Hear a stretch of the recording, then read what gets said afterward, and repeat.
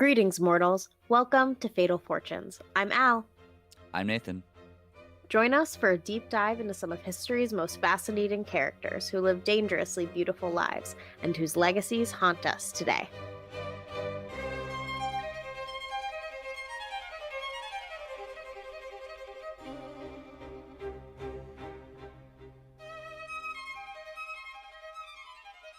Welcome back to another episode of Fatal Fortunes, guys.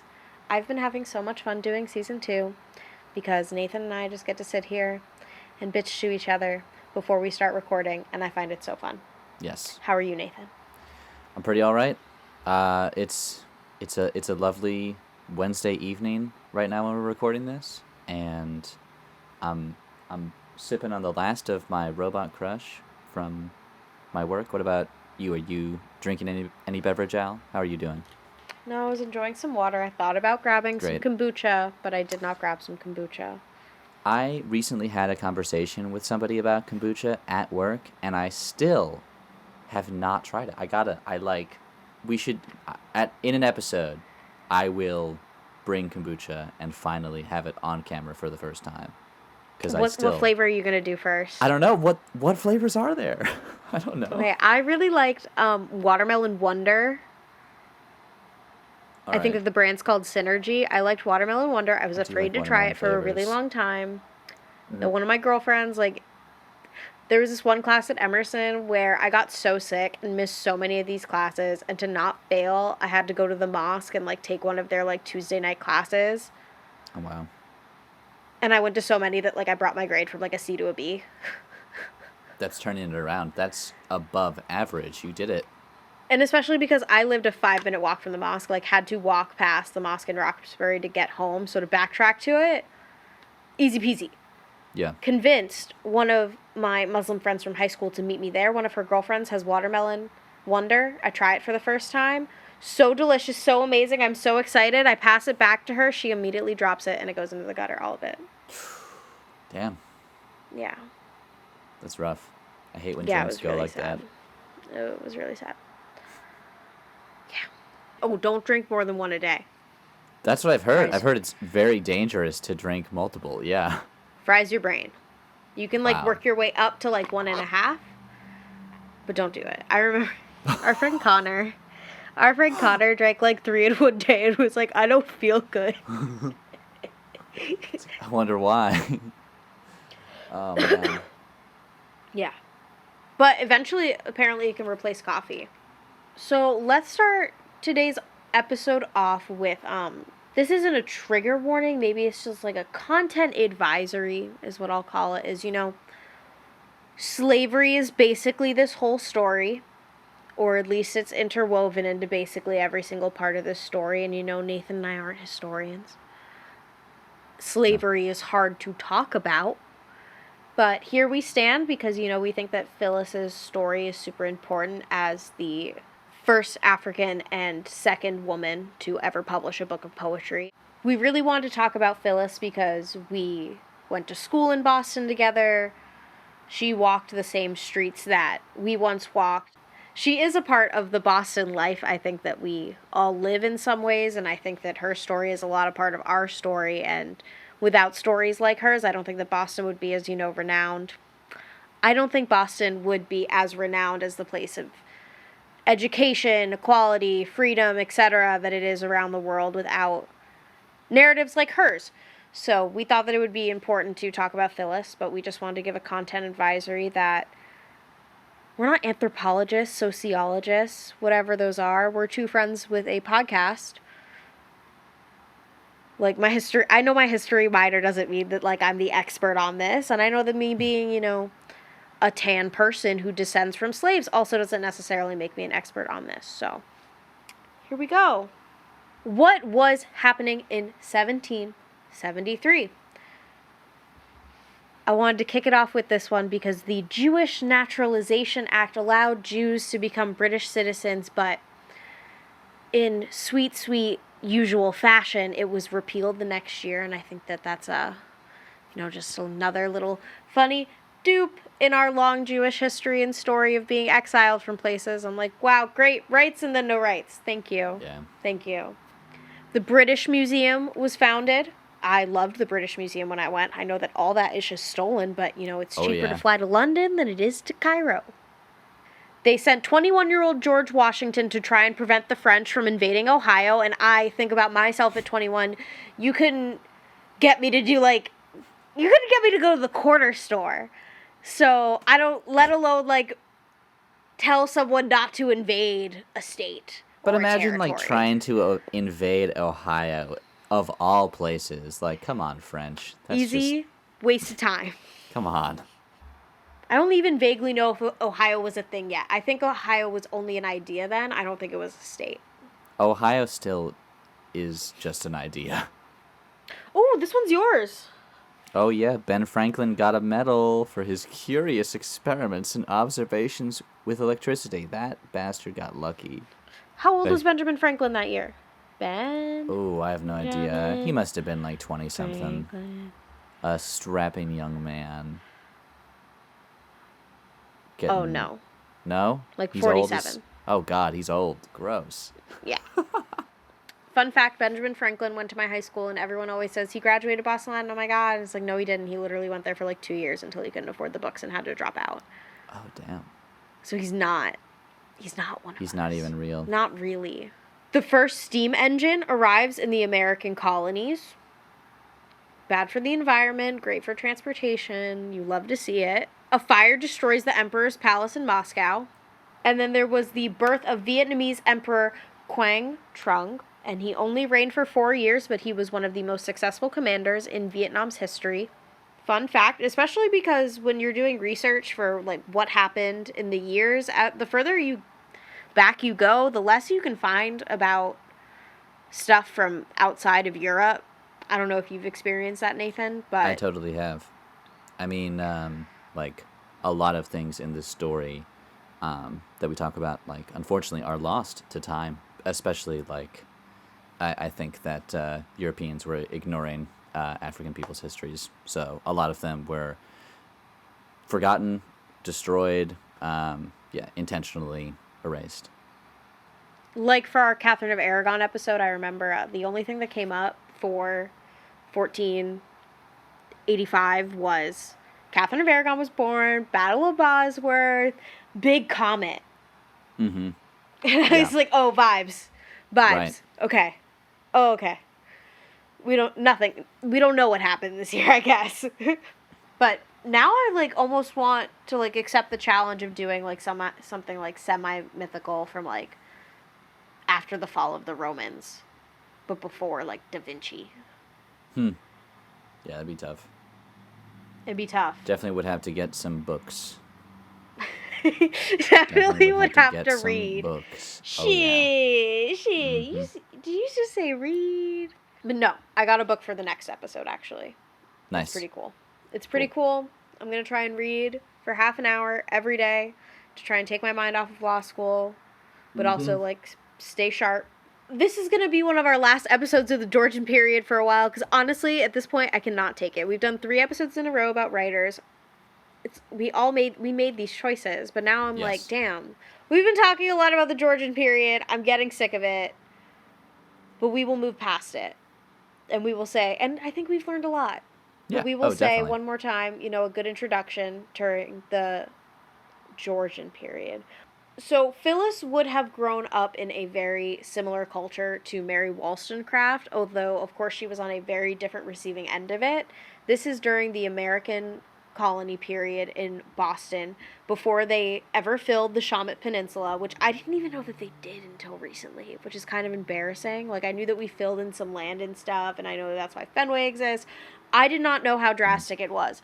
I will put that in the show notes because there are very few pictures for Phillis, so we will put what Boston looked like before they filled it in and what kind of atmosphere she would have been living in. Phyllis's story is definitely an exception to the norm when it comes to education and the treatment of enslaved people, but that she lived had a really big impact on the later abolitionist movement, even though her beginnings are that of relative privilege for an enslaved person. She still meets a tragic and impoverished end, and we lose a lot of her story, just like that of so many other Black people during this period. So, this is going to be a shorter episode than some of our other subjects. Phillis was born sometime around 1753 in West Africa, maybe in Gambia or what would now be Senegal. She was kidnapped by a visiting trader who brought her to Boston at the beginning of 1761 on a slave ship called the Phillis. She was bought by John Wheatley as a gift for his wife Susanna, and they named her after the ship that brought her to the colonies. A common custom at the time, if enslaved people were even given last names, was to take the surname of their master. I have personal experience with this. My last name is Sproul, and although we in America have been free for almost 150 years, I still bear the last name of the North Carolina family that enslaved mine. Mary and Nathaniel Wheatley first spearheaded Phyllis's education. They were the children of the family, and they gave her an extraordinary education for women of any race at the time. So it's extraordinary for women to know how to read, write, compose, do Latin, Greek, but it's even more shocking that a slave would learn this because, as we know, even knowing how to read and write sometimes as a slave could get you killed. But this was not the case for Phillis Wheatley. By the time she was 12, she was proficient in Greek and Latin, and by 14, she was writing her own poetry. The Wheatleys believed her to be so good that they exempted Phyllis from household labor typically expected of an enslaved person, but they still used her talents as a party trick to entertain their other Boston Brahmin friends. Phyllis's first poem that she wrote was called To the University of Cambridge, Harvard, in New England, thus beginning several centuries of teenagers writing poetry about Harvard. Nathan, have you ever seen them doing it? I don't think I have. Sometimes I feel like I'm in Harvard Yard and I just see people writing about the school just while they're right there. Wild to think about that. It's so old, and I know that's it's yeah. I was talking Yeah, to Harvard Alex. was already 120 that's the years whole old. thing that it's just old, but yeah, wow, already. Yeah, when 120. Phyllis would have been Damn. 14 in 1767, Harvard had already been almost 140 years old. That's wild. Yeah. But I guess that kind of has nothing on Oxford and Cambridge. Mm-hmm. Founded in 10 something. Right. But still impressive, still kind of crazy. And also about this poem, I would have loved to have read this poem to you guys, but I can't find it anywhere. So we know that she wrote it. It did exist. She did set trends, but I cannot avail your ears of it today. And I'm sorry about that. With Phyllis's first poem, this also starts the theme of Phyllis drawing from subjects other than her own life and circumstances. One poem that she had written to reflect her life and her experiences was on being brought from Africa to America, and I have it here and I will read it for you. "'Twas mercy brought me from my pagan land, taught my benighted soul to understand that there's a God, that there's a Savior too. Once I redemption neither sought nor knew. Some view our sable race with scornful eye. Their color is a diabolic dye. Remember, Christians, Negroes, black as Cain, may be refined and join the angelic train."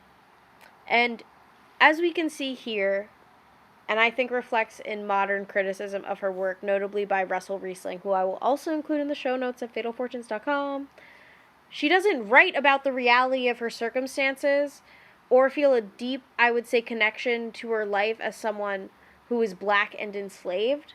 I just think that her writings give ammunition to both sides, both the abolitionists and, I don't know, they're not called Confederates, the regular Americans. Yeah, the colonists. Yeah. The colonial people of America. Because, yeah, if you look at the first line, it was like, "'Twas mercy brought me," but kidnapping doesn't seem like a merciful act in the slightest. Exactly. And we'll talk about this. We'll definitely talk about this more later in the episode of how people were not really happy with how, she didn't write enough about the hardships of how awful slavery was. And I think that maybe is because of her upbringing. But as I said, we'll get into that more. Yeah, and her writings get used on both sides, of the abolitionist way and the regular colonist way to promote Uncle Tom syndrome, which is, for people who don't know, it is basically where an African American person shrinks themselves to be acceptable to the mainstream white society to survive. And like with Phyllis, It's a technique to assimilate and deprive enslaved people of their African ancestry and heritage. Because in a way, I feel this poem rejects, the culture that she grew up with. She calls it mercy, like you said. She says, she, like, talks about Protestantism in such a positive light without really, and, like, calls her own religion pagan. Like, she doesn't stand up for it. Or at least maybe she was kidnapped at such a young age that she can't really remember the practices, and that's why she sees the life that she lives now in such an idealized way. I see a lot of idealism in her work. I mean, yeah, she was 8 years old around then, so that is totally young enough to be indoctrinated into a new society and be totally brainwashed. And for some abolitionists, Phillis's work was seen as evidence that slaves could feel and think and have full emotions. Thomas Jefferson, hate this guy, he once wrote, "Religion has indeed produced a Phillis Wheatley, but it could not produce a poet. The compositions published under her name are below the dignity of criticism." Hate this guy. Yeah, what a dickhead. He doesn't. Like, I he wouldn't hate know reading poetry stuff by him. if it slapped him in his stupid, wrinkly old face. God. He wouldn't know what it is if it shot him. Like, Is that how he died? no. I don't know. He probably got to live a good, long life like assholes do. Yeah, truly. Like, who are we kidding? 83 years old. Oh my God, that's awful. 83? Yeah. Only the good die young, people. Yeah, Only the jeez. good. Because this guy sucks. And remember, you can clearly see that his thoughts on enslaved people extend not only to Phillis and his criticisms on her writing, but probably definitely extend to Sally Hemings, the mother of his 6 children and half-sister of his wife Martha, because of her blackness. So, all around, terrible guy. I hate reading about him in con law. I say that when I start, like, a sentence in con law, I'll be like, okay, so I know that we read, like, something that Jefferson said about this thing, and Jackson said about this thing, and then Franklin Delano Roosevelt said about this thing, and then Scalia said about this thing, and I hate those 4 white guys. Oh God, yeah, they're the I worst. hate them, and I have no respect for them. Dear Lord. But, maybe I can kind of see their point. Maybe I can step back and kind of see the through line to the point that's being made in general, but I hate these guys. So it takes me like 4 times of reading it to put my own shit aside. That was always my problem with a lot of ethics and philosophy, was just like, I can't get behind this. I'm living in 2021 and Socrates hates women. Like, I can't. Aristotle, why are you like this? Like, please. Yeah. Please. Please. Yeah. Even translated, I don't know what it says. Right, exactly. Oh my God, it's so dense. It's your turn to talk about London. Yay. Okay, yeah. By the time Phillis was 18, she had a collection of 28 poems, and she and Mrs. Wheatley started running ads in Boston newspapers. However, the colonists in the Americas did not fully support literature by an African, let alone an enslaved person, so they decided that London is the next best thing? Which doesn't make sense. Yeah, personally, those are the people that brought slavery over here. I can't follow the logic at all. Right. I can't follow the logic either. It's the other reason they decided to go, apparently, was for Phyllis's health. She had chronic asthma. So it's like, let's go to London town? That doesn't make any sense because people leave London when they have asthma. Right. You go to Scotland, like in last episode. Like, I guess, but not No, London. but it's true. It's true. If you're in the Western world and it is the Georgian period, if you have asthma, you're going to Scotland. Right. Or Bath. To the baths. Like, nevertheless, she goes. We've done this. We know this rodeo. She's going in 1771, and she's accompanied by the son, Nathaniel Wheatley. When they arrive, Phyllis has an audience where she reads some of her poetry. Notably, we have Benjamin Franklin, John Thornton, Sir Brooke Watson, soon to be mayor of London, and Baron George Littleton. While also in London, Phyllis became acquainted with Selina Hastings, who is the Countess of Huntingdon. And Hastings had seen her elegy for George Whitefield, an Anglican cleric and evangelist. This poem was a tribute to him, and it was published as a broadside and a pamphlet in Boston, Newport, and Philadelphia. This was something that Phillis did a lot. She wrote for people who had passed away, like a commission kind of thing. And this reached national acclaim, so Hastings was already well aware of her talents by this point, and she was also interested because George Whitefield was, at one point, a chaplain for her. So Hastings gets in contact with Phillis and puts her in connection with Archibald Bell, who is a bookseller. He's got a bookshop, and in all honesty, Hastings was super wealthy, so Phillis probably got ripped off in this, deal that they made, because basically Hastings subsidized a collection of poems for Phillis into her next book, poems on various subjects, religious and moral. And it's the first volume of poetry published by an African and second by a woman in modern times, and released in 1773 as she was recrossing back home over the Atlantic. I also found it kind of crazy that she never actually met Selena. Yeah. In real life. She was just put in contact with this bookseller, and they worked it out. But, yeah, that's also why it feels a little off to me that, yeah, they never met. Maybe it shouldn't, though, because Selena, she patronized over, thousands of artists in her lifetime and thousands of churches and schools and stuff, and she spent over 100,000 pounds on art. Busy. When apparently the average family of 4 during this time would have lived on 31 pounds a year.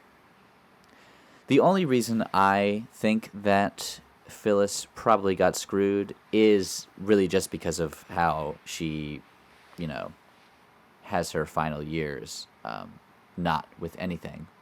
Yeah. So if she was getting properly paid for this work, I think that wouldn't have been a thing, and she would have lived a long and fruitful life. But that wouldn't have been a thing, though. Any money that Phillis would have made would have gone to her master, who might have given her a cut. If she made 100 pounds, he might have given her 1 pound. Of course, people could work to buy themselves. That was definitely a thing. But that's the thing, though, is that when they are recrossing the Atlantic, the book's published, right? And it shows her signature style. It shows the love of iambic pentameter and couplets. And it's noted that around 1/3 is, elegies that I wrote, I talked about earlier. It's elegies for friends, noted persons, or complete strangers of their loved ones who commissioned Phillis's writing. And while this is published, the Wheatleys emancipate Phillis. So she is free when this book is in circulation. And 3 months later, Mrs. Wheatley dies in 1774.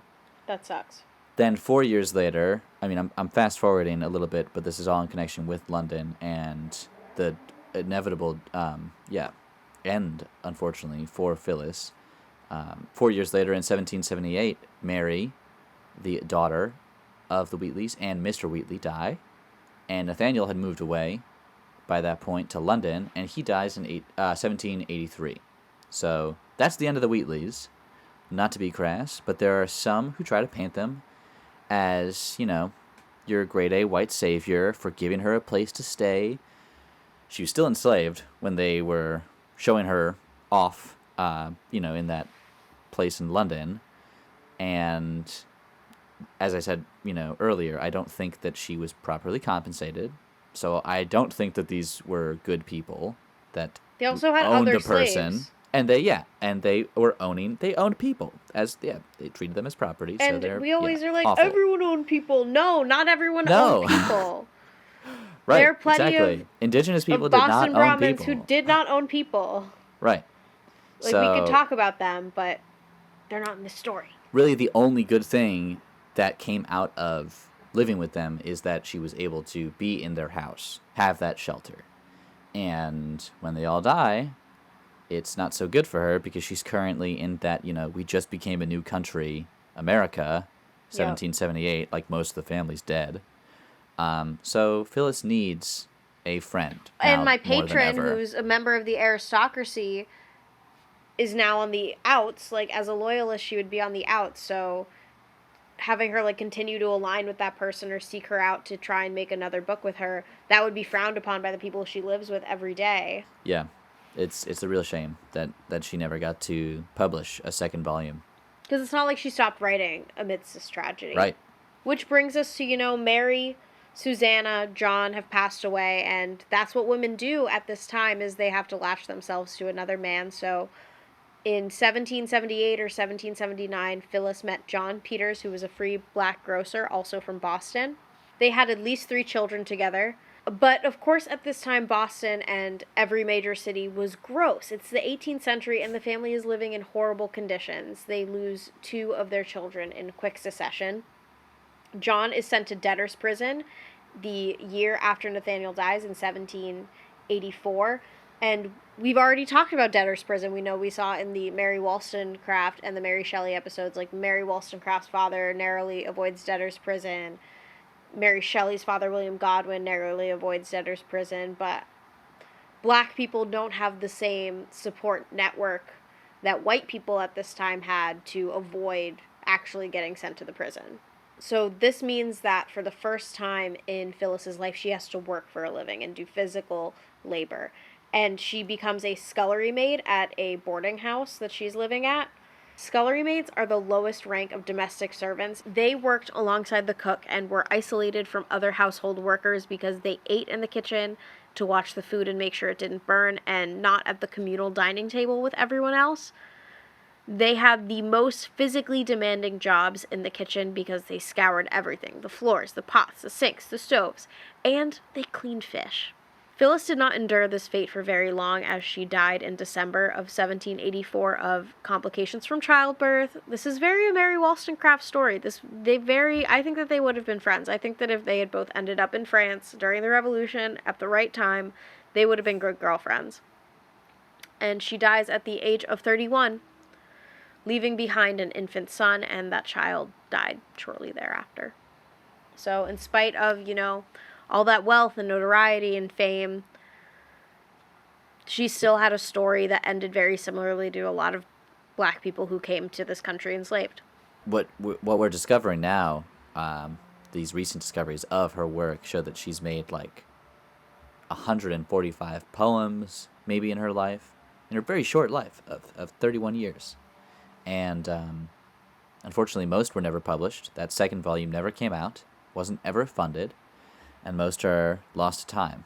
And this is a quote from Sandra A. O'Neill on the website poetryfoundation.org. Quote, "As an exhibition of African intelligence, exploitable by members of the Enlightenment movement, by evangelical Christians, and by other abolitionists, she was perhaps recognized even more in England and Europe than in America," unquote. Which I thought was pretty interesting. I guess it makes sense because, like, the bookseller Archibald Bell's bookshop was in England, so maybe that's why they were more popular. And as we saw earlier in her journey as a writer, colonists were not trying to read anything from someone from Africa. It's noted that in this last decade, more scholars have been uncovering more and more of her poems and letters. Notably, she's got a statue on Commonwealth Avenue dedicated to her in Boston. In 2003, UMass Boston also has a building named after her, Wheatley Hall. And she's also commemorated on the Boston Women's Heritage Trail. She's noted as the first African-American poet and first ever to make a living off of her writing. A recent interpretation of her life was done by British-Nigerian writer Ade Solanke, called Phillis in London. This play was shown at Greenwich Book Festival in 2018. And I've got one final quote from Sandra A. O'Neill here. "Before the end of this century, the full aesthetic, political, and religious implications of her art, and even more salient facts about her life and works, will surely be known and celebrated by all who study the 18th century, and by all who revere this woman, a most important poet in the American literary canon." Yay. I like that quote. That's fun. Because it's 'Cause true. As we who yeah, have studied the 18th century, over this last season, we've learned that. We've learned about her and her story and how it fits in. hopefully we get to see some more of her poems in our lifetime. Totally. And of course, I wanted to make the criticism side also pretty clear because, there's two sides of literary history. We're all making different arguments. But I think that it is important that she stays a part of our American literary canon so we can keep having those discussions on how Black people don't get to necessarily write from their deeply passionate experiences for white society because it would offend them too much. So they live in a pigeonhole kind of world when you see these Georgian Black poets, in my opinion. But I just wanted to make sure that all sides were shown, and I think that we did a great job of that, so back pat. Back pat. Well, thank you guys for listening to another episode of Fatal Fortunes. This was a lot longer than we thought it was going to be. We didn't have that much written down, but I think we had plenty to say. We have a lot to talk about, yeah. Yeah, that was awesome. Stay tuned for in a couple weeks' time. We will be doing Jocelyn Hay, the 22nd Earl of Errol. I'm so excited. I literally listened to this documentary on white people in Kenya to fall asleep almost every night. Like, Wow. You know me. Are you retaining things in your sleep? I've watched it not asleep too. Like sometimes Okay, cool. it's like 50 minutes, so I'll sit there and I'll knit, and when it's over, like I'll watch it while knitting, and then I'll be like, okay, I've spent too much time, or that's enough time knitting for the day. Like it's a good way to like time stuff in my mind. Yeah. Because it's Nice. like, oh, it's a little less than a full hour. Stop knitting, or It's like over. switch to a different subject, or stop doing a puzzle. Stuff like that. So I'm really excited to Nice. bring that to you guys. I just want to say though, it could be a really long episode. It could be a short episode because the sources aren't there. The sources are this documentary, the book that's the companion to the documentary, and a different documentary that basically says the same thing. I've tried to find a lot about these white people running around Africa, but it seems like there's not too much authority. And there's only 2 podcasts on the internet about this guy and his unsolved murder. I hope you guys look forward to that. That's going to be, an episode I really put my full ass into. Please make sure to check out our website, fatalfortunes.com, where we put our show notes. There will be a bunch of stuff related to Phillis that you didn't hear or see here. If you're watching us on YouTube, which you should also subscribe to our YouTube channel, because right now we have 18 subscribers, and I'm very proud of ourselves. We also have 2,100 plays for the podcast through listening devices, and about 2,000 other plays on YouTube. So 4,000 people, reaching 4,000 people in less than a year is pretty awesome to me. Remember, guys, keep sharing the podcast. Thank you for listening to the podcast. I love when people come up to me in my life and say, oh my God, I listened to the podcast. I think it's so funny. And sorry to my law school friends who I totally trash talked on the other episode. It's not personal. You're just different. No. Everybody has their strengths. Waking up at 6 a.m. or 4 a.m. is a film person's strengths. Yeah, waking up in the middle of the day is a film person thing. Oh, or that a school too. bus Also driver that. thing. Yes. Damn. Then remember to follow us on Instagram and check out our merch on Society6.com/Al Yes, links are all in the bio. And we might put some polls up on Spotify with this new feature through Anchor, and I think it sounds pretty fun. We're also going to start that little subscription service. By the time you're listening to this, the little subscription service should be up, and the episodes that are going to be on it that we know about right now, and we've already done, are Lauren Brissett, Aristotle Onassis, David Kennedy, and Otis Redding. Otis Redding's a great one. Hope you enjoy that one. That's a goodie. That's definitely a goodie. And it's only going to be $2.99 a month to get all of our bonus content. So, there you go. Bye. Bye-bye.